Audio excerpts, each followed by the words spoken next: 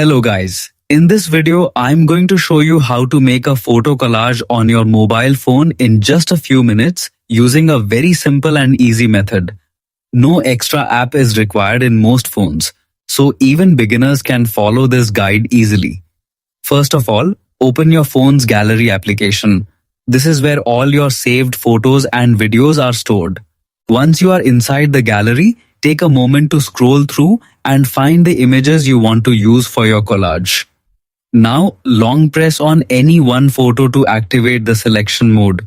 After that, carefully select multiple photos that you want to include in your collage. You can choose 2, 3, 4 or even more pictures depending on your preference and the collage style you want to create. Once you have selected all the photos, look at the bottom or top menu and tap on the Create option. From the available options, choose Collage to continue. After selecting the Collage option, your phone will automatically generate different collage layouts for your selected images.